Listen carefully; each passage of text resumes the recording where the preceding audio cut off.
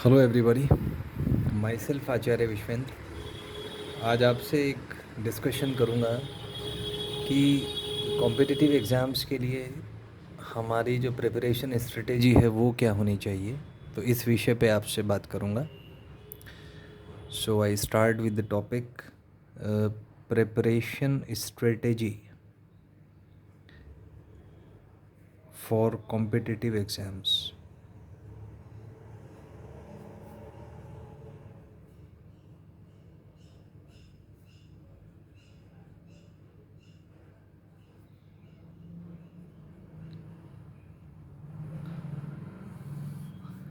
जैसे आप जानते ही होंगे कि कॉम्पिटिटिव एग्ज़ाम्स में आपका जैसे जेई का एग्ज़ाम हो गया, नीट का एग्ज़ाम है, सीयूईटी का एग्ज़ाम है, यूपीएससी का एग्ज़ाम है एंड सोन, ये बहुत सारे एग्ज़ाम्स हैं। एक चीज़ आपको पता ही होगी कि इनमें जो सिलेक्शन रेट है, selection rate is very low.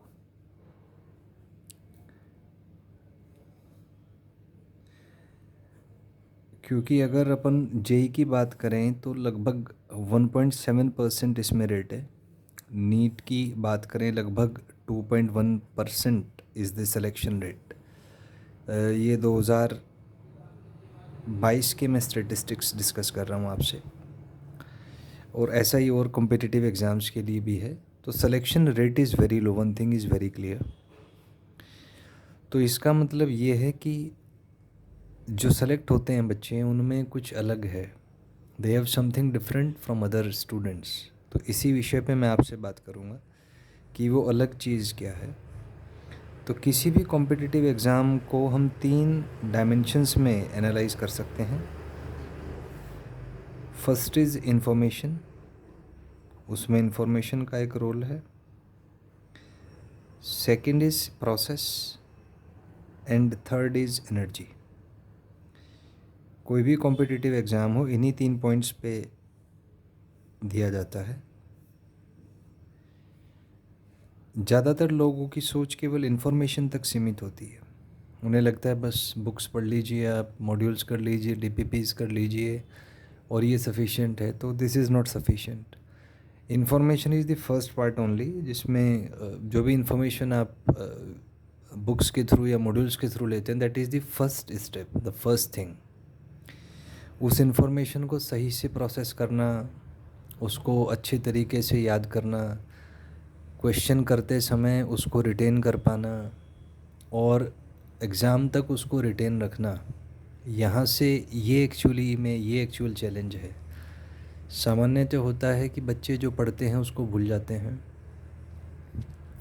तो जब वो क्वेश्चन अटेम्प्ट करते हैं वो रिटेन नहीं कर पाते, रिकॉल नहीं कर पाते, क्योंकि हमारे अंदर 3 लेयर्स होते हैं मेमोरी के। तो ज़्यादातर स्टूडेंट्स केवल ये, जैसे मान लीजिए लेयर्स ऑफ मेमोरी अगर मैं कहूँ, तो ये एटकिंसन एंड शिफ्रिन, एक साइंटिस्ट थे, एटकिंसन एंड शिफ्रिन, उन्होंने ये मॉडल दिया था कि how human memory works, how human mind works. तो according to him there are 3 layers of memory. तो मान लीजिए ये कोई आपकी 5 सेंसेस से एक इनपुट इंफॉर्मेशन आपके अंदर गई, तो ये सबसे पहले टेम्परेरी मेमोरी में जाता है। यहाँ से फ़िल्टर होने के बाद ये शॉर्ट टर्म मेमोरी में जाता है, और यहाँ से फ़िल्टर होने के बाद ये लॉन्ग टर्म मेमोरी में जाता है।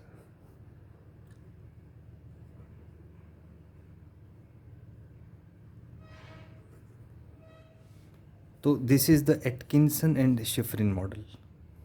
एग्ज़ाम जब आप देते हैं तो इसका उल्टा प्रोसेस है, क्योंकि एग्ज़ाम में आपने जो इन्फॉर्मेशन पढ़ी है वो आपने कुछ समय पहले पढ़ी होगी, तो वो यहाँ से रिटेन करनी होती है लॉन्ग टर्म मेमोरी से। और आप इसको ऐसे समझें कि आउटपुट जब आप निकालते हैं, जब आप कोई एग्ज़ाम देते हैं, तो ये आउटपुट जो है ये इसका उल्टा प्रोसेस हो जाता है। आप इसको याद करने की कोशिश करते हैं, जैसे ये लॉन्ग टर्म मेमोरी है,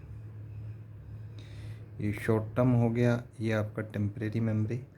तो लॉन्ग टर्म से रिकॉइल करते हैं जब आप ये शॉर्ट टर्म में आता है, शॉर्ट टर्म से रिकॉइल करते हैं आप ये टेम्परेरी मेमोरी में आता है, और टेम्परेरी मेमोरी से यूज़ करके आप इसमें एक आउटपुट देते हैं.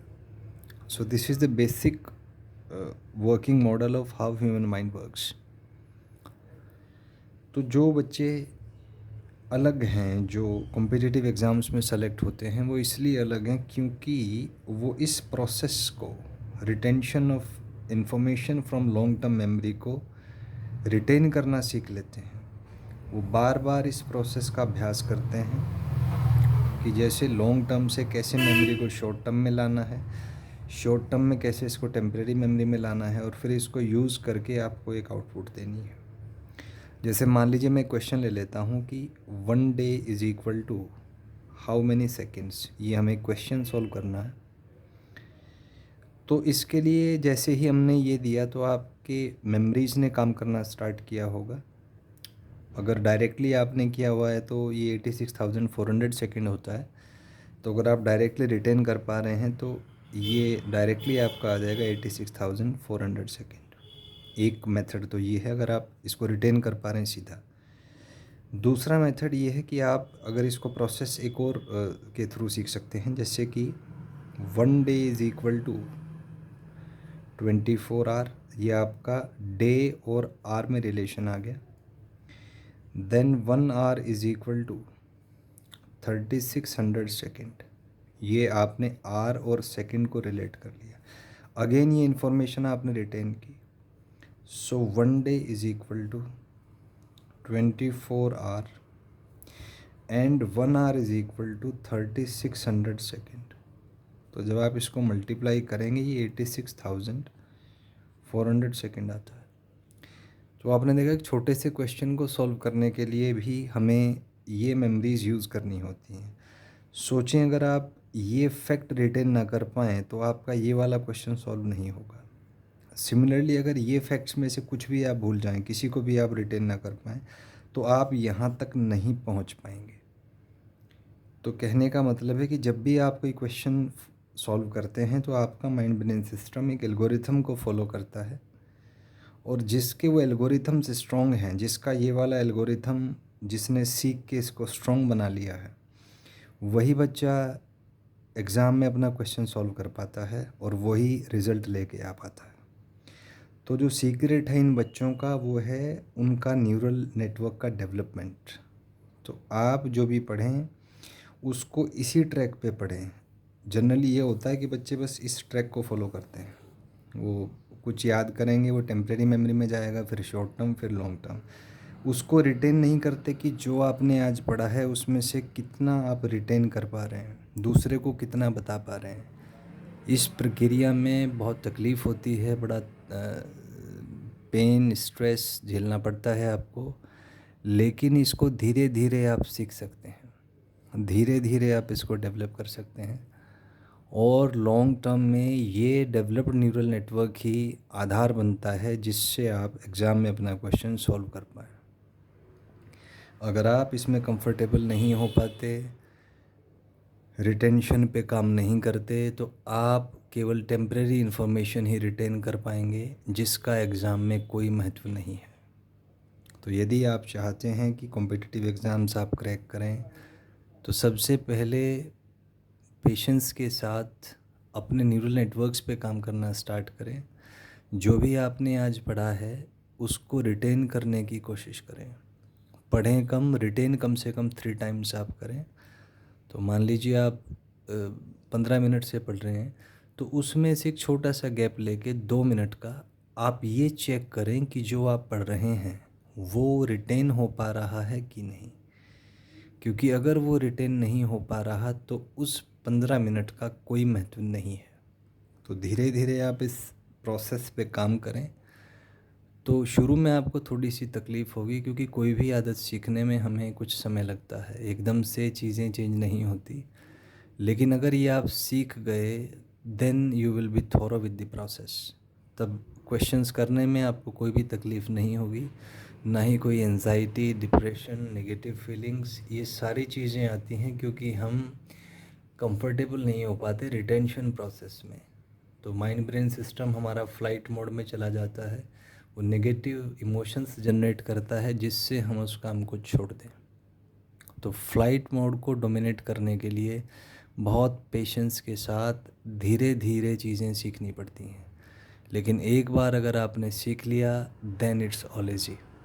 तब आपका न्यूरल नेटवर्क इतना स्ट्रॉन्ग हो जाता है कि आप इफ़ेक्टिवली, मतलब जो आप पढ़ेंगे यहाँ तक है कि पेज नंबर, उसका लोकेशन, इमेजेस वगैरह भी आप रिटेन करने में सक्षम होंगे।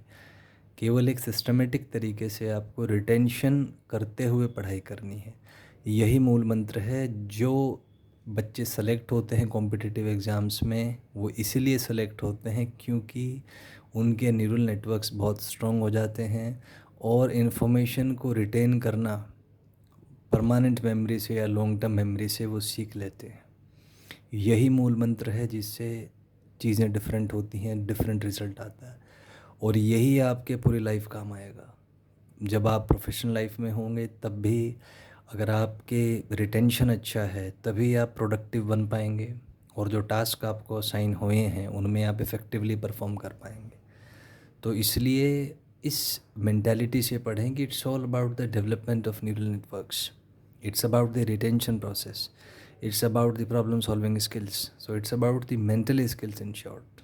So I think आपने पूरा प्रोसेस समझ लिया होगा।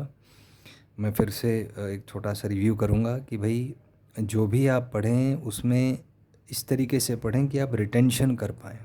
कोई भी जैसे कॉम्पिटिटिव एग्ज़ाम आप देते हैं तो उसमें सिलेक्शन रेट बहुत लो होता है। उसका कारण है कि जो बच्चे एग्ज़ाम की प्रिपरेशन कर रहे हैं उनके न्यूरल नेटवर्क्स डेवलप नहीं हो पाते, रिटेंशन उनका अच्छा नहीं होता, क्वेश्चंस वो सॉल्व नहीं कर पाते। जब क्वेश्चन सॉल्व करने बैठते हैं तो रिटेन नहीं कर पाते कि इस क्वेश्चन में कौन सा फॉर्मूला, कौन सा कॉन्सेप्ट, कौन सी इन्फॉर्मेशन यूज़ होगी, और एक वो कंफ्यूज्ड सी हो जाते हैं। तो उसी के लिए है कि हमने एक मॉडल ये डेवलप किया था, एटकिंसन एंड शिफरिन ने इस मॉडल को डेवलप किया, उसके बारे में हमने डिस्कस किया था। तो जैसे इनपुट से जो इन्फॉर्मेशन आपके अंदर गई वो 3 उसके पार्ट्स होते हैं, temporary memory, short term memory and long term memory. ये तो है इनपुट के लिए। जब आप आउटपुट निकालते हैं तो इसका उल्टा होता है। लॉन्ग टर्म से इन्फॉर्मेशन शॉर्ट टर्म में जाती है, शॉर्ट टर्म से टेम्परेरी में, और फिर आप उसको आउटपुट के थ्रू निकालते हैं। तो यदि ये रिटेंशन वाला, आउटपुट वाला प्रोसेस आप सीख लें, इसको सिद्ध कर लें, इसमें आप एक्सपर्ट हो जाएं, तो then it is very easy for you to crack competitive exams. Otherwise आप केवल स्ट्रगल करेंगे इन्फॉर्मेशन के साथ। इतने क्वेश्चन हो जाते हैं, हर दिन क्वेश्चंस बढ़ेंगे, हर दिन सिलेबस बढ़ेगा, और आप 2 या 3 महीने में गिव अप कर देंगे, आप नहीं कर पाएंगे प्रिपरेशन। तो इसलिए यदि चाहते हैं कि आप क्रैक करें कॉम्पिटिटिव एग्ज़ाम, अच्छी रैंक निकालें, तो अपने न्यूरल नेटवर्क्स पे काम करें, जिससे क्वेश्चंस सॉल्व करते समय आप एंशियस ना हो, आप क्वेश्चंस को सॉल्व कर पाएँ, क्योंकि अल्टीमेटली आपका डिसीजन आपकी प्रॉब्लम सॉल्विंग स्किल्स से होता है, वही आज की कोर रिक्वायरमेंट है। तो I think you got the point. So best of luck for your exam. Thank you.